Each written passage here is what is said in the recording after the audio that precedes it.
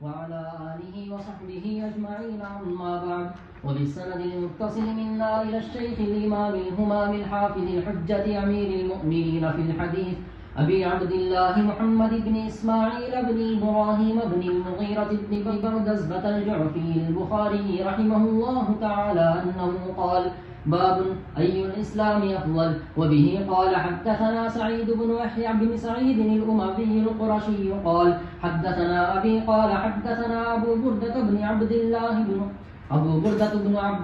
بن أبي بردة عن أبي بردة عن أبي موسى قال: قالوا يا رسول الله أي الإسلام أفضل؟ قال: من سلم المسلمون من لسانه ويده.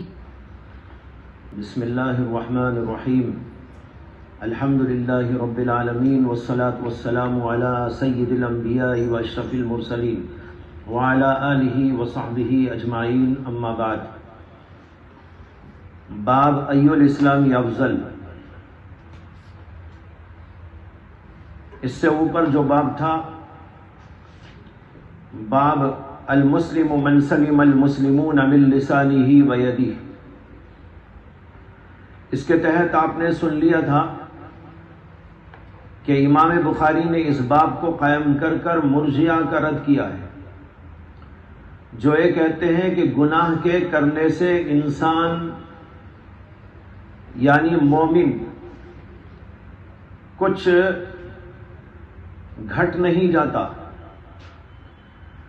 بلکہ اس کا ایمان اس کے پاس جو موجود ہے وہ اسے ایسے درجے پر پہنچا دیتا ہے کہ گناہ کے کرنے سے اسے کوئی نقصان نہیں ہوتا۔ امام بخاری رحمۃ اللہ علیہ نے اوپر کا باب قائم کر کے بتایا: المسلم من سلم المسلمون من لسانه ويده۔ اللہ کے رسول علیہ السلام تو یہ بتا رہے ہیں کہ مسلمان تو وہ ہوتا ہے جو کسی کو تکلیف نہیں دیتا۔ تکلیف دینا گناہ ہے، برائی ہے۔ اللہ کے نبی نے کہا کہ مسلمان تو یہ برا کام کرتا ہی نہیں، اور تم لوگ کہتے ہو کہ برائی کے کرنے سے اسلام میں اس کے ایمان میں کچھ فرق نہیں آتا، لہذا تمہارا مسلک غلط ہے، باطل ہے۔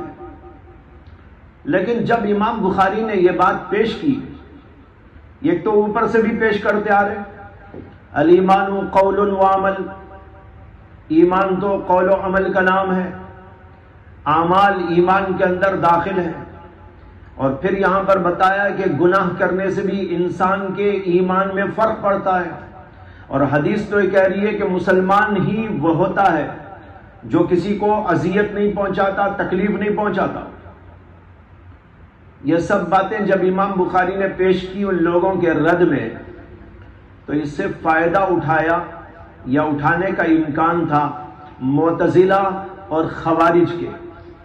وہ کیسے تھے؟ ہم بھی تو یہی کہہ رہے ہیں، دیکھو تمہارا بھی ہمارا مسلک ایک ہی ہے۔ معتزلہ اور خوارج یہ کہتے تھے کہ ہاں ایمان کے اندر اعمال داخل ہیں، گناہ کے کرنے سے اس کا ایمان مخدوش ہو جاتا ہے۔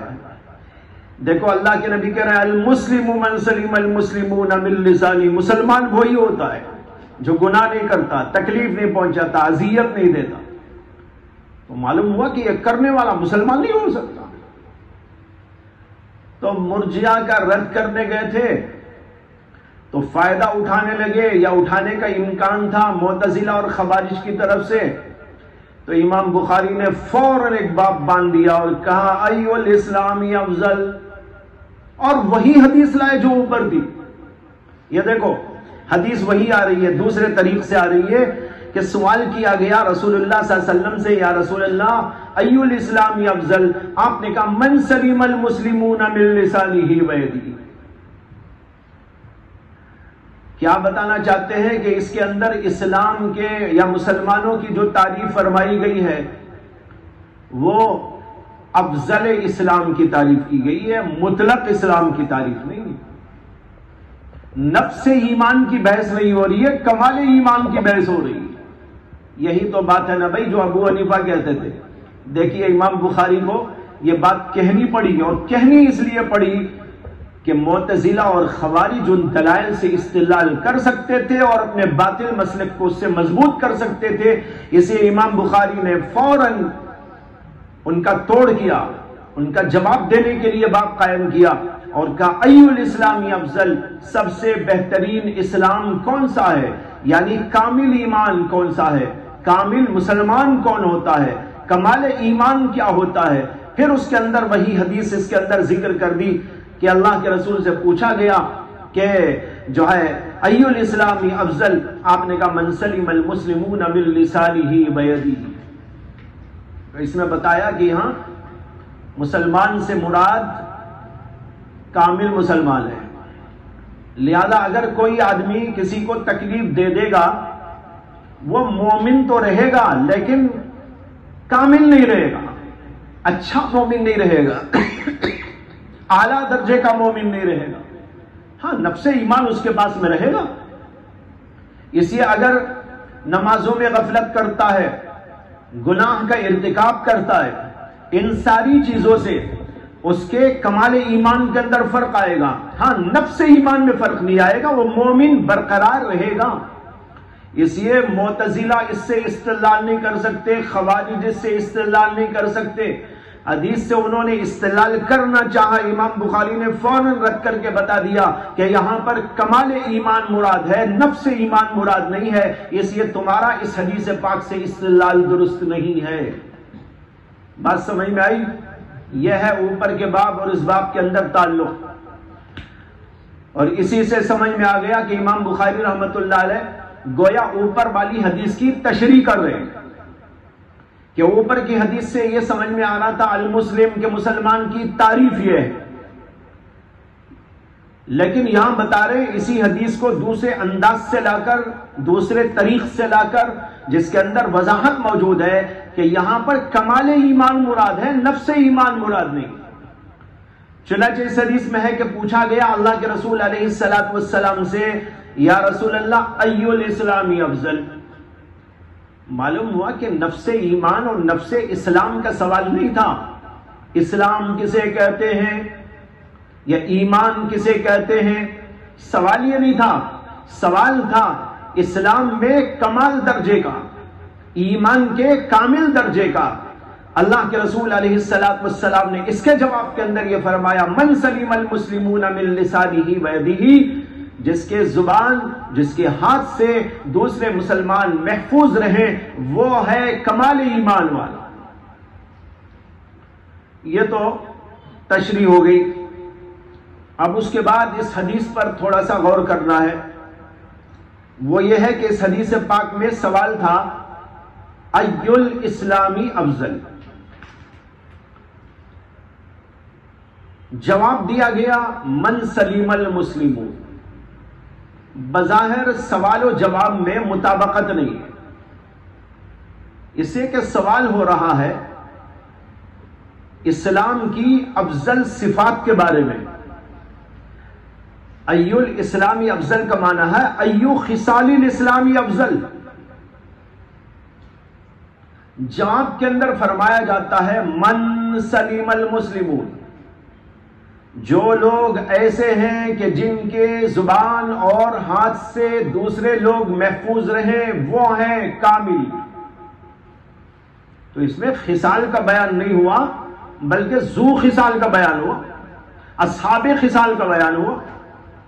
تو سوال تو تھا خصال کے بارے میں، جواب دیا جا رہا ہے ذو خصال و اصحاب خصال کے بارے میں، تو جواب میں مطابقت نہیں پائی گئی۔ اس کا جواب دو طرح دیا گیا ہے۔ بعض لوگوں نے کہا کہ سوال میں تعویل کی جائے اور سوال یوں ہوگا ایو ذل اسلام افضل، یہاں پر ذو کو محذوف مانا جائے، یعنی تو ایو ذی خصال الاسلام افضل یہ مانا جائے تو جواب اس کے مطابق ہو جائے گا من سلیم المسلمون، اس سے کہ سوال بھی ہوگا ذو خصال کے بارے میں، جواب بھی ہو جائے گا من سلم المسلمون سے، انہی خصال والوں کے بارے میں۔ یعنی تو یوں کہا جائے کہ اللہ کے رسول علیہ السلام نے جو جواب دیا من سلم المسلمون، تو یہاں مطلب ہے کہ جو لوگ اس خصلت کے حامل ہیں، یہاں پر تعویل کر لی جائے گی من سلم المسلمون، یعنی پوچھا گیا تھا افضل اسلام کس کا ہے، آپ نے جواب کے اندر کہا اسلام من سلم المسلمون، ان لوگوں کا اسلام افضل ہے۔ تو اب یہاں اسلام کو محذوف مانو، اسلام من سلم المسلمون من لسانہ ویدی، ان لوگوں کا اسلام سب سے بہترین اسلام ہے، افضل اسلام ہے، جن کی زبان اور ہاتھ سے دوسرے لوگ محفوظ رہتے ہیں۔ تو یا تو تعویل سوال میں کر لو یا تعویل جواب میں کر لو، اس طرح مطابقت ہو جائے گی۔ اور اس طرح عرف کے اندر چلتا ہے کہ جو ہے اس طرح سوال کیا گیا، جواب اس انداز سے دے دیا گیا، اس لیے کہ سوال کرنے والے کا مقصود جواب دینے والا سمجھتا ہے، اور جواب دینے والے کا مقصود سوال کرنے والا سمجھتا ہے، اس لیے وہاں پر آپس کے اندر انڈرسٹینڈنگ ہوتی ہے۔ اس انڈرسٹینڈنگ میں وہ کس ماحول میں کس انداز سے سوال کیا جا رہا ہے وہ خود بخود سمجھ میں آتا ہے، اس لیے وہاں پر یہ سوال نہیں پیدا ہوتا کہ اللہ کے رسول نے یہ کیوں نہیں کہا، جواب دینے سوال کرنے والے نے یہ لفظ کیوں نہیں کہا۔ وہاں پر ایسے ہی ہوتا ہے، محاورات جو ہوتے ہیں وہ اسی طرح ہوتے ہیں کہ محاورات کے اندر کچھ چیزیں محذوف ہو جاتی ہیں، سوال کرنے والا ایک انداز سے جواب دیتا ہے، دوسرا جواب دینے والا ایک انداز سے دیتا ہے، لیکن سب کچھ وہاں انڈرسٹینڈنگ میں چلتا رہتا ہے۔ اسی طرح یہاں پر ہو گیا، یہ ہوا سوال و جواب۔ اس سے معلوم ہو گیا کہ اوپر کی حدیث میں المسلم جو آیا تھا، اس میں نفس سے ایمان والا مراد نہیں ہے بلکہ کمال ایمان والا مراد ہے۔ اس لیے فرمایا گیا المسلم من سلم المسلمون من لسانہ ویدہ کی تفسیر ہے ای الاسلام افضل، یعنی اسلام من سلم المسلمون من لسانہ ویدہ افضل۔ یہ افضل بھی محذوف ہے، یہاں پر سوال سے خود سمجھ میں آ رہا ہے اسلام من سلم المسلمون من لسانہ ویدہ افضل، یہ پورا جملہ ہو گیا، یہ بھی محذوف ہے اور وہ خود سمجھ میں آ جاتا ہے۔ چلیے اگلا باب، باب إطعام الطعام من الإسلام. وبه قال حدثنا عمرو بن خالد قال حدثنا الليث عن يزيد عن أبي الخير عن عبد الله بن عمرو أن رجلا سأل رسول الله صلى الله عليه وسلم أي الإسلام خير؟ قال تطعم الطعام وتقرأ السلام على من عرفت ومن لم تعرف. اب باب قائم کیا ہے، باب اطعام الطعام من الاسلام، کھانا کھلانا بھی اسلام میں سے ہے۔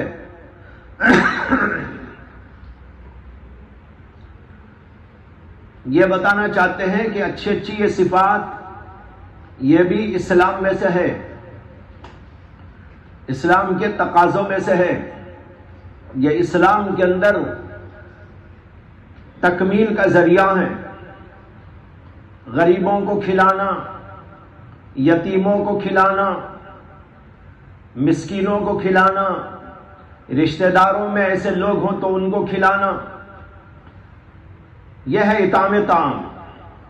اطعام طعام کا ذکر قرآن میں بھی بہت ملتا ہے، یطعمون الطعام، کھانا کھلاتے ہیں، یتیما و یسیرا و اسیرا، یتیموں کو، اسیروں کو۔ اسی طرح جگہ جگہ جگہ جگہ اطعام طعام کا ذکر قرآن میں ملتا ہے، اور جو لوگ کھانا نہیں کھلاتے ان کے بارے میں رد بھی ملتا ہے، انکار بھی ملتا ہے، ان کی مذمت بھی ملتی ہے۔ کئی جگہ پر آیتیں ایسی موجود ہیں کہ یہ لوگ کھانا کھلانے پر کیوں نہیں ابھارتے، یعنی خود تو نہیں کھلاتے، کم از کم دوسروں ہی کو بول دو کہ بھائی تم کھلا دو، خود تو کھلانا تھا، لیکن یہ خود تو نہیں کھلاتے، دوسروں کو نہیں بولتے۔ کھانا کھلانے کی بات اللہ نے اس پر جگہ جگہ رد کیا ہے اور ان کی مذمت فرمائی۔ معلوم ہوا کہ یہ بھی بہت اہم ترین کام ہے مومن کا، ایمان کا، کہ کھانا کھلاؤ، ضرورت مندوں کو، حاجت مندوں کو، مسکینوں کو، فقیروں کو، یتیموں کو، اسیروں کو. یہ ہے اہمیت اس باب کی. اور قرآن میں آپ غور کریں گے تو واقعی اس کی بڑی اہمیت آپ کو ملے گی. مثال کے طور پر یہ دیکھیے سورہ مدثر کے اندر آیات ہیں. فی جنات یتساءلون عن المجرمین ما سلککم فی سقر. سوال کریں گے مجرمین کے بارے میں، مجرموں سے، یعنی جنتی لوگ سوال کریں گے ما سلککم فی سقر، ارے جہنم میں کیسے پڑ گئے تم لوگ؟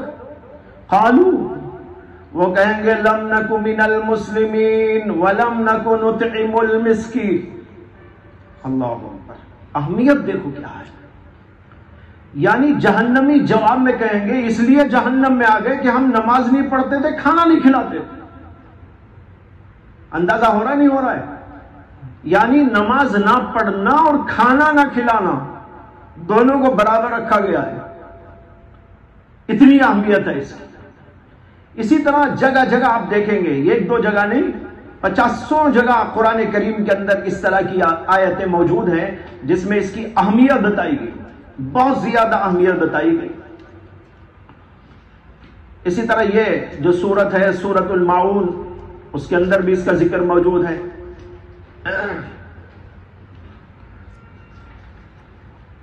ارأیت الذی یکذب بالدین فذلک الذی یدعو الیتیم ولا یحض علی طعام المسکین.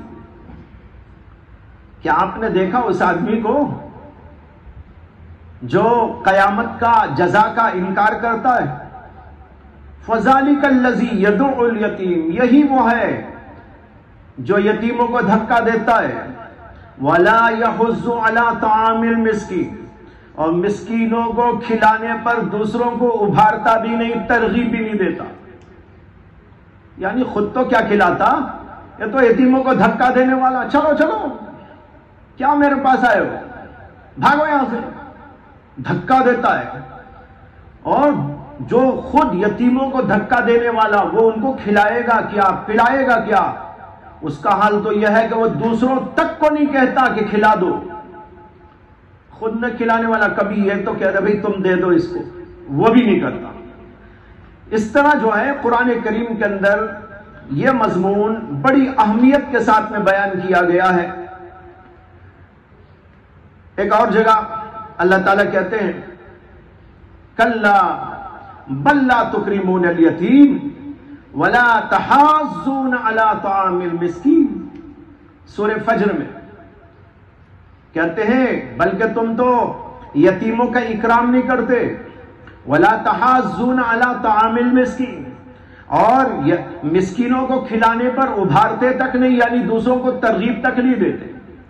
میں یہ اس لیے عرض کر رہا ہوں کہ آج کے ماحول میں بھی اس کو سمجھنے کی بڑی ضرورت ہے. امام بخاری نے یہ باب قائم کیا تو یوں ہی نہیں کر دیا ہے. اس کی اہمیت دیکھو. قرآن کو پڑھو تو جگہ جگہ آپ کو یہ بات ملے گی، کھانا کھلانا اور دوسروں کو ابھارنا. جو نہیں کھلاتے، نہیں ابھارتے، ان کو اللہ نے جو ہے منافق قرار دیا ہے اور جہنمی قرار دیا ہے. یہ الگ بات ہے کہ اس کے ساتھ ان کا نفاق بھی شامل ہے، اس کے ساتھ ان کا کفر بھی شامل ہے. مومن اگر نہیں کھلا رہا ہے تو وہ بات تو نہیں ہے، لیکن اہمیت تو نظر آتی ہے نا اس کی، کہ اس کا ایمان سے کتنا گہرا تعلق ہے. اس لیے امام بخاری رحمۃ اللہ علیہ نے باب قائم کیا اطعام الطعام من الاسلام. اور امام بخاری نے جو ابواب قائم کیے ہیں وہ ان میں ذرا تفنن معلوم ہوتا ہے. تفنن یعنی فنکاری کیا. ایک جگہ اوپر کا امور الایمان، پھر آگے کا المسلم من سلم المسلمون من لسانہ ویدیہ، وہی حدیث لائے تو اس پر باب قائم کیا ای الاسلام افضل. پھر یہاں کہتے ہیں اطعام الطعام من الاسلام، کھانا کھلانا اسلام میں ہے. اور کہتے ہیں من الایمان ان یحب لاخیہ ما یحب لنفسہ، ایمان میں یہ بھی ہے کہ جو اپنے لیے پسند کرے اپنے بھائی کے لیے وہی پسند کرے، یہ بھی ایمان ہے. آگے حب الرسول من الایمان، رسول سے محبت بھی ایمان ہے. پھر حلاوت ایمان کا ذکر، پھر حب انصار کا ذکر، اس کے بعد من الدین الفرار من الفتن، فتنوں سے بھاگنا یہ بھی دین میں سے ہے، دین کا تقاضا ہے۔ تو اس طرح امام بخاری نے انداز الگ الگ بدل بدل کر ان ابواب کو قائم کیا تاکہ پڑھنے والے ذرا دلچسپی سے پڑھیں۔ ایک ہی انداز سے بات آتی ہے نا تو کبھی آدمی بور ہو جاتا ہے، کبھی من الایمان پہلے لا رہے ہیں، کبھی من الاسلام لا رہے ہیں، کبھی اسے پہلے لا رہے ہیں، کبھی اسے بعد میں لا رہے ہیں، تو اس میں تفنن ہے۔ تو کہتے ہیں اطعام الطعام من الاسلام۔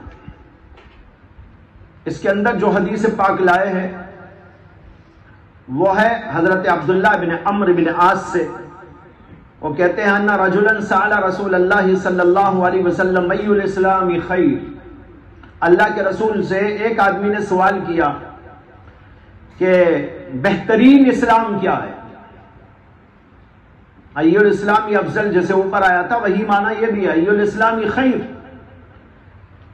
کہ اسلام میں سب سے بہترین اسلام کیا ہے؟ آپ نے فرمایا تطعم الطعام وتقرأ السلام علی من عرفت ومن لم تعرف، تو کھانا کھلائے اور سلام پیش کرے ان کو بھی جن کو تو پہچانتا ہے اور ان کو بھی جن کو تو پہچانتا نہیں، یہ ہے بہترین اسلام۔ اگر کسی آدمی کی بہترائی دیکھنا چاہتے ہو، اس کی خوبی و کمال کو دیکھنا چاہتے ہو تو دیکھو، پہچانو، کھانا کھلاتا ہو غریبوں کو، مسکینوں کو، یتیموں کو، کبھی رشتہ داروں کو صلہ رحمی کے لیے، بھائیوں کو، بہنوں کو، چچاؤں کو، اور جو ہے خالاؤں کو، پھوپھیوں کو اور رشتہ داروں کو کھلاتا ہو، یہ ہے بہترین آدمی، بہترین اسلام والا۔ اور دوسری صفت بیان کی وَتَقْرَأُ السَّلَامَ عَلَى مَنْ عَرَفْتَ وَمَنْ لَمْ تَعْرِفْ، سلام پڑھنا، یہ وہ سلام پڑھنا نہیں ہے سمجھے، تقرأ السلام، سلام پیش کرنا، اسی لیے میں نے اس کا ترجمہ کیا سلام پیش کرنا، عَلَى مَنْ عَرَفْتَ وَمَنْ لَمْ تَعْرِفْ، ان کو بھی جن کو پہچانتے ہو اور ان کو بھی جن کو پہچانتے نہیں۔ کوئی بھی مسلمان آ رہا ہے، پہچان والا یا نہ پہچاننے والا، سلام اس کو پیش کرنا، یہ ہے بہترین اسلام، اسلام کی بہترین تعلیمات پر عمل کرنے والا بہترین شخص۔ یہ دو باتیں اس کے اندر اللہ کے نبی علیہ السلام نے ارشاد فرمائی۔ اس کے اندر ای الاسلامی خیر کے جواب میں فرمایا تطعم الطعام، یہاں پر ان محذوف ہے۔ کیا محذوف ہے؟ ان تطعم الطعام وان تقرأ السلام۔ اسے کہ سوال کا جواب ہے نا، یہ سوال ہو رہا ہے اسلام میں سے بہترین کیا ہے؟ آپ کہتے ہیں بہترین یہ ہے ان تطعم الطعام، سمجھ میں آیا؟ اس طرح یہاں یہ محذوف ماننا پڑے گا، لیکن جیسے میں نے کہا نا محاورات کے اندر اس طرح چلتا ہے، یہ چیزیں محذوف ہو جاتی ہیں، لیکن جب سمجھنے کی کوشش کی جاتی ہے تو اس کو بیان کیا جاتا ہے۔ یہ مطلب نہیں کہ نعوذ باللہ حضور نے یہ کہنا تھا چھوڑ دیا، ہم اس کے آپ کے کلام کی تصحیح کر رہے ہیں، یہ مطلب نہیں ہوتا اس کا جب بیان کیا جاتا ہے، تو کہیں یہ غلط فہمی نہ ہو جائے آپ کو۔ یہ اس لیے عرض کر رہا ہوں کہ کوئی کتاب پڑھاتے ہوئے غالباً مشکات وغیرہ ایک طالب علم نے اسی طرح کا سوال کر دیا تھا میرے سے، کوئی اور حدیث تھی وہ، اس میں میں نے ایسا بیان کیا کہ بھئی یہاں حدیث میں جو ہے نا یہاں پر یہ محذوف ماننا چاہیے تب کلام درست ہوگا۔ تو طالب علم کے ذہن میں ایسا ہی عجیب اشکال پیش آ گیا، اس نے کہا تو حضور نے یہ غلط کیوں کہہ دیا، آج ہم کو یہ کلام کی تصحیح کرنے کی کیوں ضرورت معلوم ہو رہی؟ تب مجھے احساس ہوا کہ طالب علموں کے ذہنوں میں ارے کیسی کیسی غلط فہمیاں ہو سکتی ہیں، لا حول ولا قوت الا باللہ۔ اس لیے وضاحت کر رہا ہوں، محاورات کے اندر کلام اسی طرح چلتا ہے، یہ مطلب نہیں ہے کہ حضور نے غلط کر دیا تھا، بولنے کی چیز چھوڑ دی تھی اور آج ہم اس کو صحیح کرنے کے لیے یہ لفظ بڑھا کر یا گھٹا کر اس کو صحیح کرنے کی کوشش کر رہے ہیں، نعوذ باللہ۔ نہیں بھائی، کلام ویسے ہی ہوتا ہے، کلام کا انداز ہی ہوتا ہے، لیکن جب آپ کو سمجھانا چاہیں گے تو سمجھانے کے لیے کہا جاتا ہے یہاں یہ محذوف ہے، وہاں وہ محذوف ہی رکھنا تھا، وہی انداز کلام تھا، وہی تخاطب کا انداز ہوا کرتا ہے، اس کو اللہ کے رسول نے اپنایا تھا۔ لیکن ہم کلام کو سمجھنے کے لیے کیا وہاں محذوف ہے کیا نہیں ہے اس کو سمجھنے کی کوشش کر رہے ہیں، اس لیے اس کو بیان کیا جاتا ہے، ورنہ تو کلام کا وہی انداز ہے جو اللہ کے رسول علیہ السلام نے بیان کیا ہے۔ یہ بات ذہن میں رکھ لیجئے، ورنہ تو بڑی غلط فہمی ہو سکتی ہے، جیسے کہ اس طالب علم کو غلط فہمی ہوئی اور اسی وقت مجھے یہ اندازہ ہوا کہ ایسی غلط فہمیاں ہو جاتی ہیں۔ تو یہ ہے اس کا مطلب۔ تو یہاں پر ان محذوف ہوتا، کلام میں محذوف ہوا ہی کرتا ہے۔ اس کے اندر دو باتیں ارشاد فرمائی اللہ کے رسول علیہ السلام نے، ایک ہے اطعام طعام اور ایک ہے اقراء سلام۔ سلام کرنا بھی بڑی اہمیت رکھتا ہے اور کھانا کھلانا بھی بڑی اہمیت رکھتا ہے۔ کھانا کھلانے کی اہمیت کا ذکر تو ابھی میں نے آپ کے سامنے کر ہی دیا ہے، قرآن کی آیات کی روشنی میں بیان کر دیا ہے، اور حدیث بھی یہاں پر آ گئی، اس کی اہمیت اس سے بھی معلوم ہو رہی ہے۔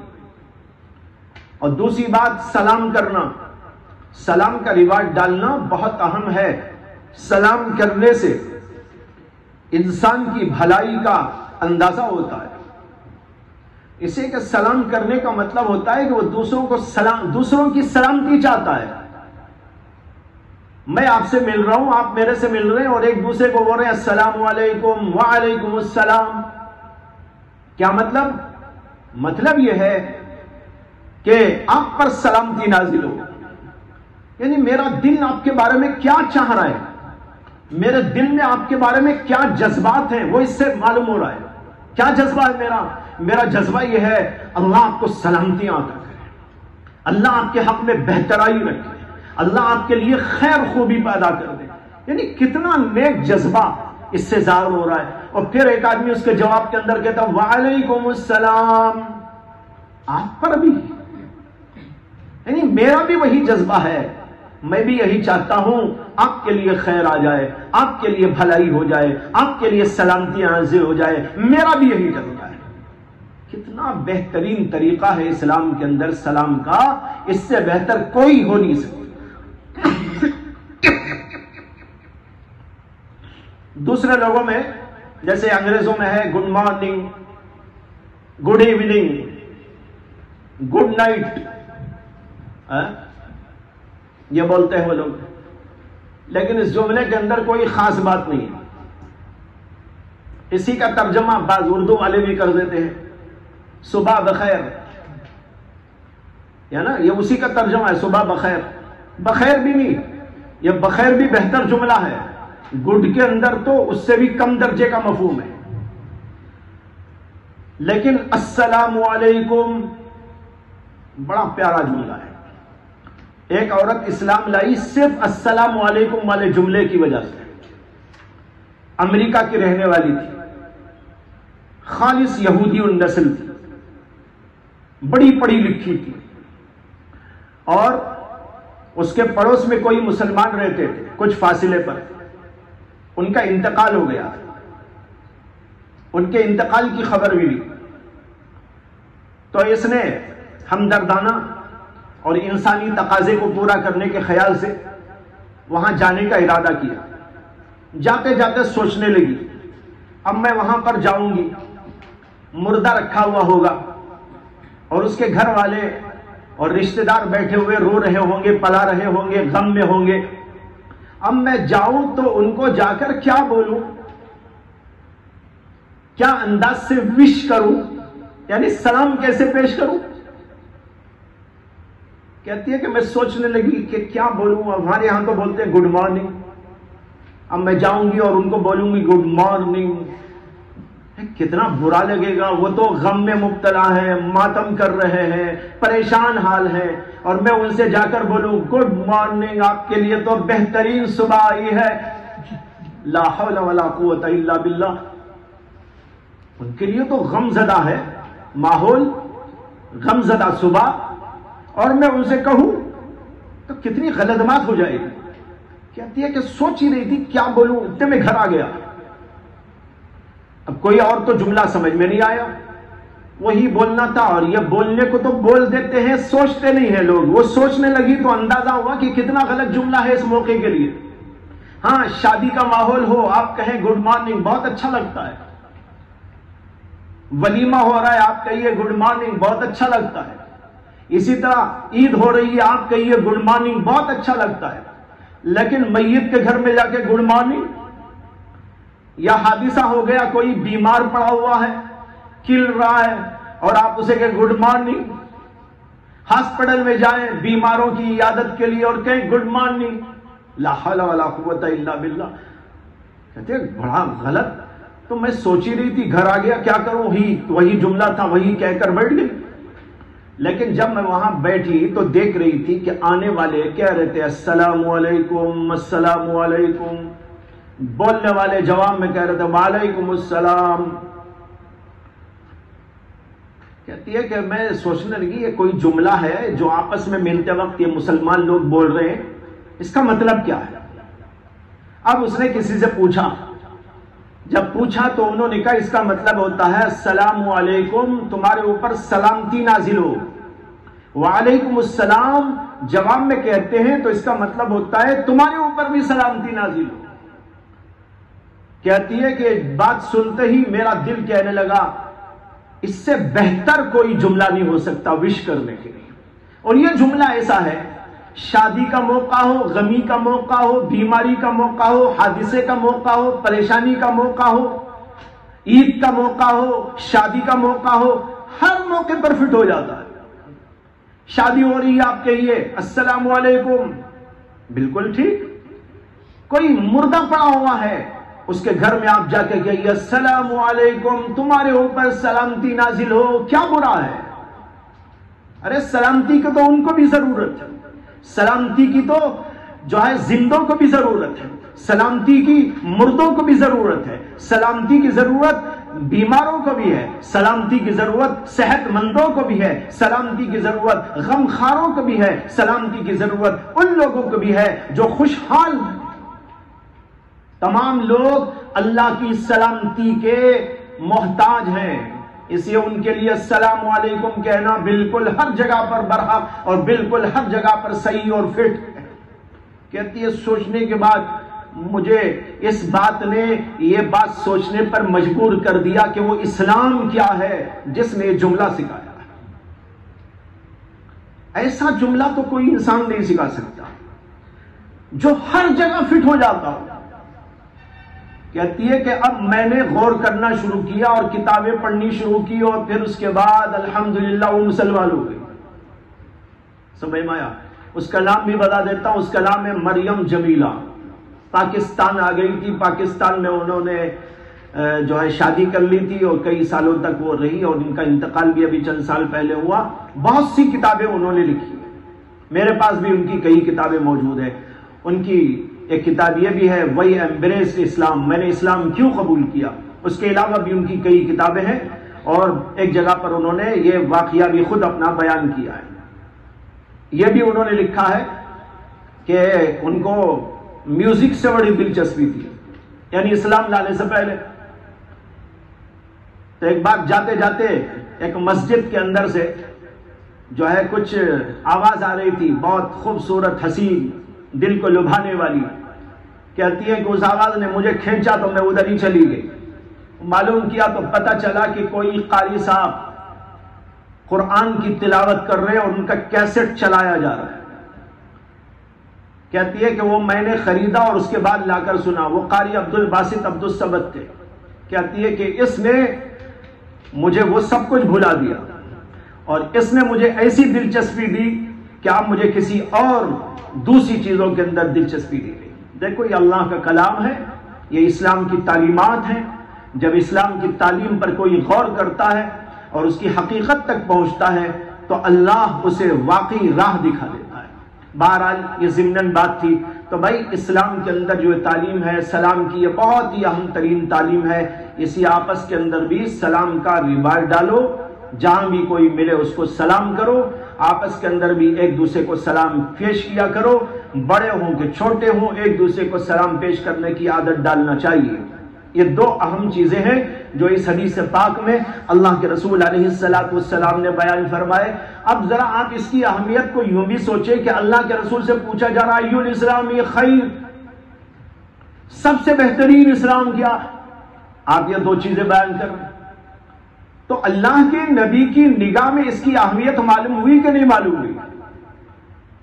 جب اللہ کے نبی کی نگاہ میں اس کی اتنی اہمیت ہے کہ آپ اس سوال کے جواب کے اندر اس کو بیان فرما رہے ہیں، تو ہمیں بھی اسی طرح ان چیزوں کو اہمیت دینی چاہیے اور عمل میں اختیار کرنے کی کوشش کرنا چاہیے۔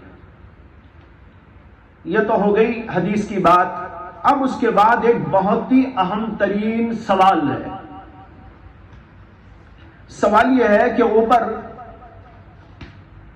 سوال آیا تھا ای الاسلام افضل،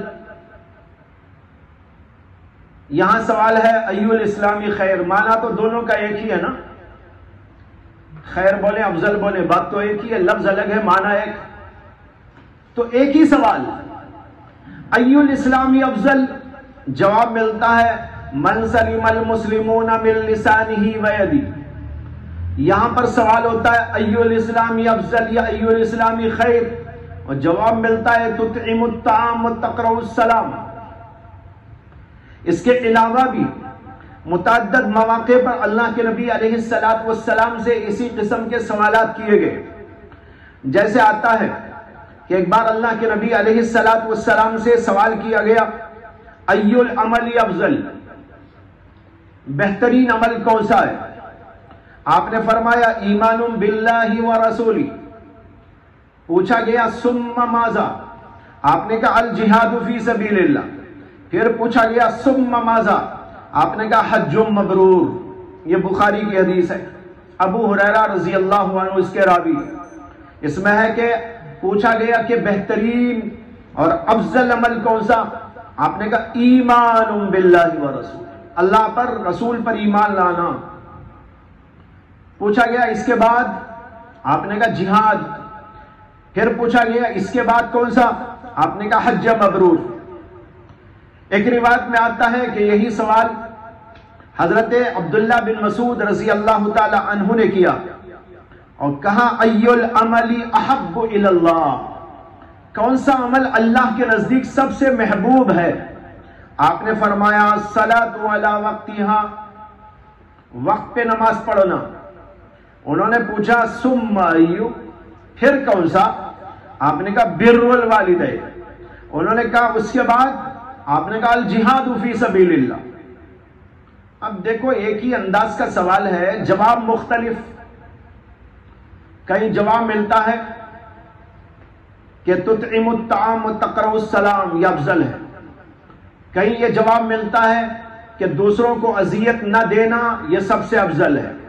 کہیں جواب ملتا ہے ایمان باللہ اور ایمان بالرسول سب سے افضل ہے۔ کہیں جواب ملتا ہے کہ الصلاۃ علی وقتہا سب سے بہترین ہے۔ سوال یہ ہے کہ ایک ہی سوال کے جواب کے اندر مختلف قسم کی باتیں اللہ کے رسول علیہ السلام نے کیسے ارشاد فرمائی؟ یہ ہے سوال اس سلسلے میں۔ علماء نے اس کے بہت سے جوابات دیے۔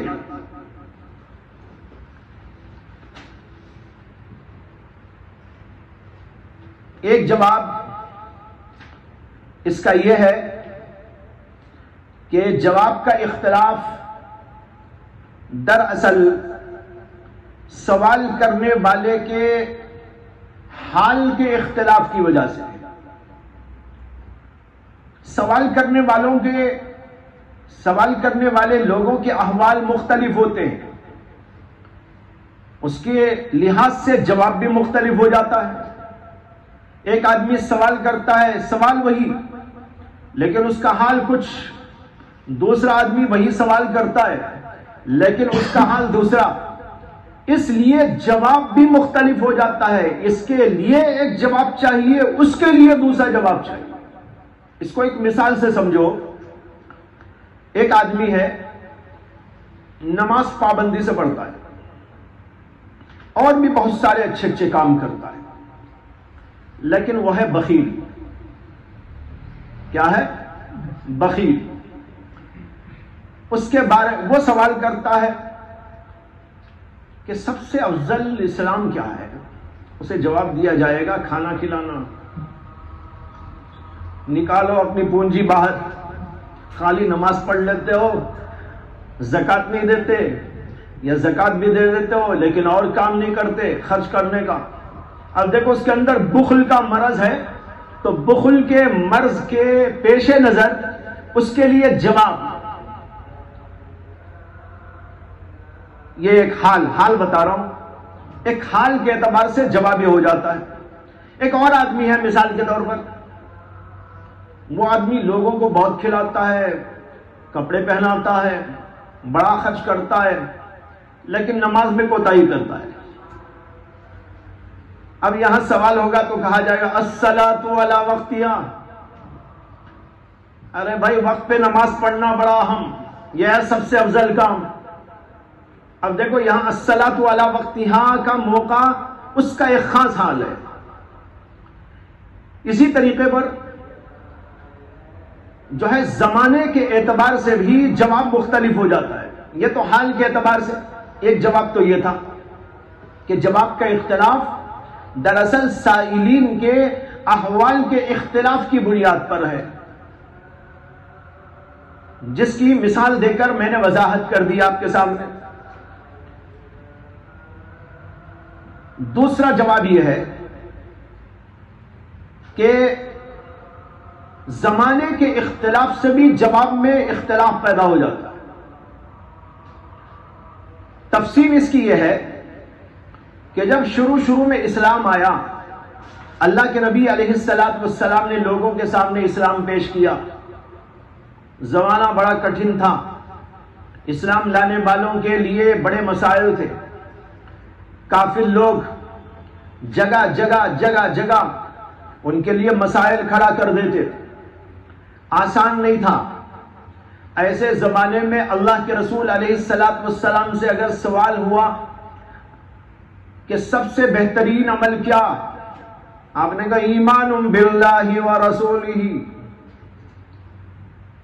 اب یہاں یہی موقع ہے ایمان پر جم جانا، مضبوط ہو جانا،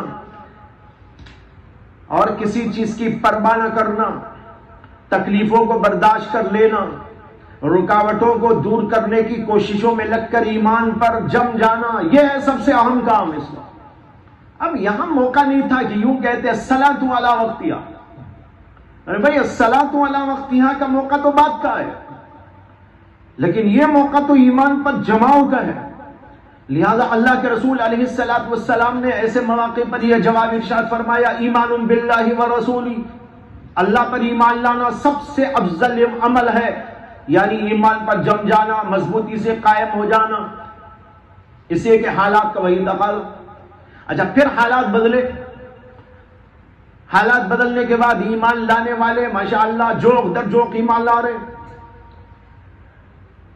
قرآن کے اندر اللہ نے بشارت بھی سنا دی تھی، کیا؟ وَرَأَيْتَ النَّاسَ يَدْخُلُونَ فِي دِينِ اللَّهِ أَفْوَاجًا. آپ دیکھیں گے کہ لوگ جوق در جوق اسلام کے اندر داخل ہوتے جا رہے ہیں. چنانچہ دور آیا، اب لوگ آ رہے ہیں ماشاءاللہ، جنب غفیر داخل ہوتا جا رہا ہے. اب ایمان کا مسئلہ تو حل ہو گیا نا. اب سوال ہوگا تو آپ کہیں گے الصلاۃ علی وقتہا سب سے افضل عمل اب ہے، وہ کیا؟ نماز کی پابندی کرو.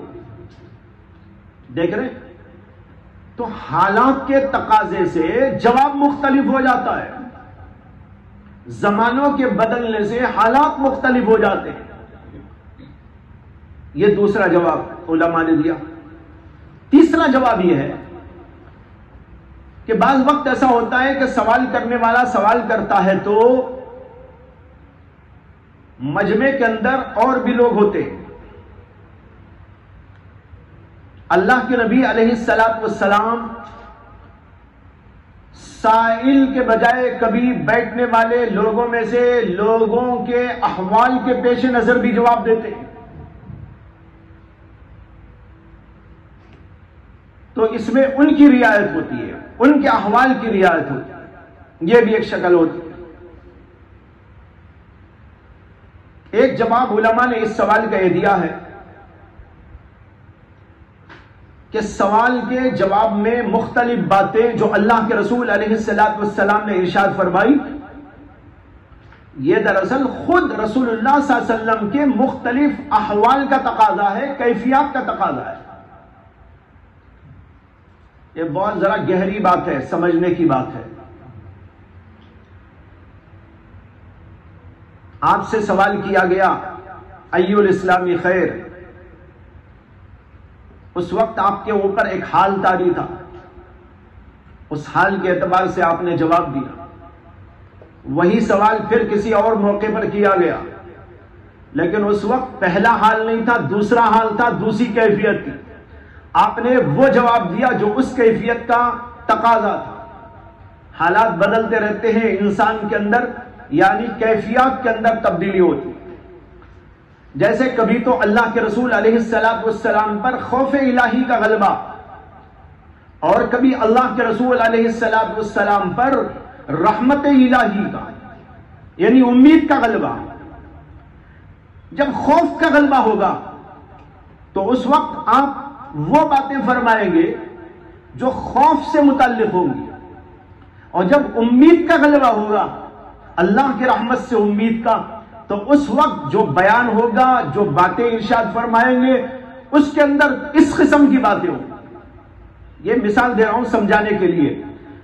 دو احوال، دو کیفیات، خوف کا حال اور امید کا حال، یہ دو الگ الگ حال ہیں اور دونوں مطلوب ہیں، اور کبھی انسان کے اوپر اس حال کا غلبہ ہوتا ہے تو کبھی انسان کے اوپر دوسرے حال کا غلبہ ہوتا ہے، اور اسی کے لحاظ سے اس کی زبان سے باتیں سرزد ہوتی۔ جب آپ نے سمجھ لیا تو آپ سمجھیے کہ کبھی آپ سے پوچھا گیا ای الاسلامی خیر، آپ نے کہا من سلیم المسلمون۔ اس وقت میں آپ کی نظر میں آپ کے اوپر یہ حال طاری تھا کہ آپ جو ہے لوگوں کو تکلیف پہنچانے سے بچانے کے اوپر زیادہ توجہ دے رہے ہیں۔ کسی کو تکلیف نہ ہو، کسی کو پریشان نہ کیا جائے، کسی کو اذیت نہیں دی جائے، کسی مسلمان کو کیا، کسی کافر کو بھی تکلیف نہ دی جائے۔ یہ غلبہ اللہ کے نبی صلی اللہ علیہ وسلم پر تھا، اس لیے آپ نے ایسے وقت سوال کے جواب کے اندر یہ فرمایا المسلمون من سلم المسلمون من لسانہ و یدہ۔ لیکن پھر کسی وقت سوال کیا گیا تو اس وقت اللہ کے نبی علیہ السلام پر اس بات کا غلبہ تھا دوسروں کو نفع پہنچاؤ۔ کبھی یہ غلبہ ہے تکلیف نہ پہنچاؤ، کبھی اس بات کا غلبہ ہے کہ دوسروں کو نفع پہنچاؤ۔ اب پوچھنے والا پوچھتا ہے تو آپ کہتے ہیں تطعم الطعام وتقرأ السلام۔ ارے بھائی بہترین اسلام، خوب کھلاؤ پلاؤ، لوگوں کو خوب نفع پہنچاؤ، اور نفع کی ایک شکل یہ ہے ظاہری شکل، کیا کھانا کھلانا وغیرہ وغیرہ، اور ایک باطنی شکل بھی ہے کہ لوگوں کو سلامتی کا پیغام پہنچاؤ، ان کے دل کو خوش کرو۔ دیکھو کھانا کھلائیں گے جسم کو راحت ہوگی، سلام کی بات کریں گے دل کو راحت پہنچے گی۔ نفع ہوا کہ نہیں ہوا؟ ظاہری نفع بھی باطنی نفع بھی، دونوں قسم کے نفع کی بات اللہ کے رسول علیہ السلام نے ارشاد فرمائی۔ تو یہ مختلف حالات کا تقاضا ہے، جیسا سوال ہوا اس کے مطابق، جیسا حال تھا اللہ کے نبی کا اس کے مطابق جواب ارشاد فرمایا گیا۔ اور بعض حضرات نے جواب دیا ہے کہ جوابات کا اختلاف دراصل بعض خاص نوعیتوں کو پیش نظر رکھنے کی وجہ سے ہوا ہے، اس لیے کہ اعمال کے اندر مختلف قسم کی نوعیتیں ہوتی ہیں۔ مثال کے طور پر اعمال میں بعض اعمال اس لیے بڑے مقام کو پہنچ جاتے ہیں کہ ان کے اندر مشقت زیادہ ہے۔ ایک نوع کے اعمال ایسے ہیں، اس کے مقابلے میں وہ اعمال ہیں جس کے اندر اتنی کوئی مشقت نہیں۔ اچھا، ایک نوعیت اعمال کی وہ ہوتی ہے کہ جس کے اندر اللہ سے تعلق کا زیادہ سے زیادہ نفع ہوتا ہے، تو وہاں پر جو ہے اس نوعیت کی کسی چیز کو ترجیح دی جاتی ہے، اس کا ذکر کیا جاتا ہے۔ تو اس طرح اعمال میں بھی الگ الگ نوعیت کے اعمال ہیں۔ کچھ وہ اعمال ہیں جن میں اللہ کے تعلق کو مضبوط کرنے کا زیادہ سے زیادہ نفع ہوتا ہے، کچھ اعمال وہ ہوتے ہیں جس میں مخلوق کے تعلقات کو صحیح کرنے کی تعلیم ہوتی ہے، اور کچھ ایسے اعمال ہوتے ہیں جس کے اندر مشقت زیادہ ہوتی ہے تو ان کا مرتبہ بڑھ جاتا ہے۔ لہذا جب سوال کیا گیا تو کبھی اس نوعیت کی چیز کو اللہ کے نبی نے ترجیح دے کر اس کا ذکر کیا، اور کبھی دوسری نوعیت کی چیز کو ترجیح دے کر اس کا ذکر کیا، اور کبھی تیسری نوعیت کی چیز کو ترجیح دے کر اس کا ذکر کیا۔ مثال کے طور پر ابھی میں نے عرض کیا ایمان کی بات، جس زمانے میں اللہ کے رسول نے ایمان کی تعلیم دی، توحید کا درس دیا، حالات کیا تھے وہ تو آپ کو معلوم ہے۔ ان حالات میں ایمان کے اوپر جماؤ کا جو مقام ہے وہ بہت زیادہ اس لیے ہے کہ وہاں پر اس کے لیے بڑی مشقت اٹھانی پڑتی ہے، بغیر مشقت کا نہیں ہو سکتا۔ وہ تو آج بھی ہے، آج بھی دیکھیے کوئی آدمی ایمان لانا چاہتا ہے تو اس کے لیے معمولی بات ہے۔ جو لوگ ماشاءاللہ مسلمان ہیں، اللہ نے ہم سب کو مسلمان بنایا، ماں باپ مسلمان عطا کیے، خاندان مسلمان عطا کیا، اور ہم کو اسلام میں پیدا فرما دیا، ہم مسلمان ہیں، کچھ پتہ نہیں چل رہا ہے ہم لوگوں، اسی لیے ہم لوگوں کو قدر بھی نہیں، ہم جانتے نہیں کہ ایمان کی کیا قدر ہے۔ لیکن آپ ذرا سوچو کہ ایک وہ آدمی ہے جو مسلمان نہیں ہے، اس کا خاندان مسلمان نہیں ہے، اس کے ماں باپ مسلمان نہیں، وہ دوسرے مذہب کا ہے، اور اس مذہب کے اندر وہ پل کر بڑھ کر بڑا ہوا ہے، وہاں سے وہ اسلام کو سمجھ کر، اسلام کی حقانیت کو سمجھ کر اسلام میں آنا چاہتا ہے، اسلام میں رہنا چاہتا ہے، تو اس وقت اس کے لیے جو مسائل، جو مشقتیں، جو پریشانیاں پیش آتی ہیں، اس کا تو خدا کی قسم ہم تصور بھی نہیں کر سکتے، تصور بھی نہیں کر سکتے۔ ایسے واقعات میرے سامنے ہیں، بہت سارے لوگ بتاتے رہتے ہیں اپنے حال احوال کہ کیا کیا ان کو مسائل پیش آتے ہیں، کیا کیا ان کے ساتھ میں ہوا اور ہوتا رہتا ہے۔ ایسے بہت سارے لوگ ہیں، ان کے سامنے حق واضح ہو گیا، انہوں نے دین کو سمجھا، حقانیت کو معلوم کر لیا اور اس کو قبول کیا، لیکن حالات بڑے سنگین ہو گئے۔ آج تو حکومت بھی سنگین بنا رہی، بعض فرقے بھی اس کو سنگین بنا رہے۔ اگر ان فرقوں کا بھی نہ ہو کچھ تو بھائی ان کے خاندان کی طرف سے پیش آنے والی مصیبتیں بھی کچھ کم نہیں ہوتی، قتل و غارت گری تک کا معاملہ ہوتا ہے، اس کو اس کی پراپرٹی سے محروم کر دیا جاتا ہے، گھر سے اس کو نکال دیا جاتا ہے، وہ باہر آتا ہے، اس کا جاب تک نہیں ہوتا، کوئی اس کا نہیں ہوتا، یعنی پورے خاندان سے وہ کٹ کر ادھر آتا ہے۔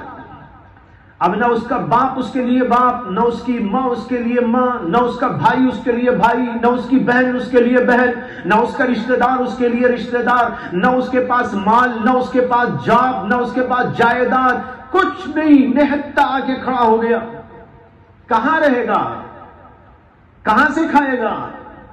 پھر اس کے علاوہ مزید حرب و ضرب کی شکلیں پیدا ہوتی ہیں، قانونی پیچیدگیاں آ جاتی ہیں۔ آپ سوچو کہ اتنے سارے مسائل، ایسی صورت کے اندر ہم کہیں سب سے افضل تر چیز ہے وہ ایمان باللہ و رسولہ، اس سے کہ اس میں مشقت زیادہ ہے، سب سے زیادہ مشقت ہے۔ اس کا ذکر حدیثوں کے اندر موجود ہے، جیسے کہ حدیث ابھی میں نے آپ کو سنائی کہ جب پوچھا گیا آپ سے کہ سب سے افضل عمل کون، آپ نے کہا ایمان باللہ و رسولہ، یہ اسی لیے فرمایا گیا۔ تو ایک نوعیت اس عمل کی، اس کے لیے اللہ کے رسول علیہ السلام نے اس کا ذکر فرمایا۔ پھر آپ سے کبھی یہ پوچھا گیا کہ سب سے زیادہ محبوب تر عمل اللہ کے نزدیک کون سا؟ آپ نے کہا الصلاۃ علی وقتہا، یہ عبادات کی قبیل کی چیزوں میں سب سے اہم، سمجھ میں آیا؟ یہ عبادات، نماز ہے، روزہ ہے، حج ہے، زکوٰۃ ہے، ذکر ہے، فکر ہے، وغیرہ وغیرہ، ایسے اعمال میں سب سے، اس نوعیت کے اعمال میں اس کو ترجیح دی گئی۔ پھر ایک معاشرتی قسم کے اعمال ہوتے ہیں، اس کے لیے اللہ کے رسول نے کہا تطعم الطعام وتقرأ السلام، یہ معاشرتی مسائل، معاشرتی احکامات کے اعمال کے قبیل سے ہے کہ اس قسم کے مسائل میں آپ دیکھو تو یہ افضل ہے. تو ایک افضلیت اس اعتبار سے، ایک افضلیت اس اعتبار سے، ایک افضلیت اس اعتبار سے، اور اسی میں ایک افضلیت اس اعتبار سے کہ بھائی ایک ہے کسی کو نفع پہنچانے کی شکل اور ایک ہے کسی کو تکلیف نہ دینے کی شکل. اگر تم نفع نہ پہنچا سکو، نفع پہنچانا تو سب سے افضل ہے، لیکن نفع نہیں پہنچا سکتے تو کم از کم کسی کو تکلیف نہ پہنچاؤ، یہ کم درجے کی افضلیت رکھنے والا عمل ہے. اس کو اللہ کے رسول علیہ السلام نے بیان فرما دیا. تو خلاصہ یہ ہے کہ یہ مختلف جوابات دراصل مختلف نوعیتوں کے اعمال کے اعتبار سے. سمجھ میں آئی نا بات؟ اس سے انشاءاللہ اس قسم کے جو بھی سوالات پیدا ہوتے ہیں کہیں نہ کہیں یہ جواب اس کے اوپر فٹ ہوگا اور آپ کو یہ جوابات جو اکٹھے یہاں پر آپ کو دے دیے گئے ہیں مختلف جگہ پر کام آتے رہے. وآخر دعوانا الحمدللہ رب العالمین.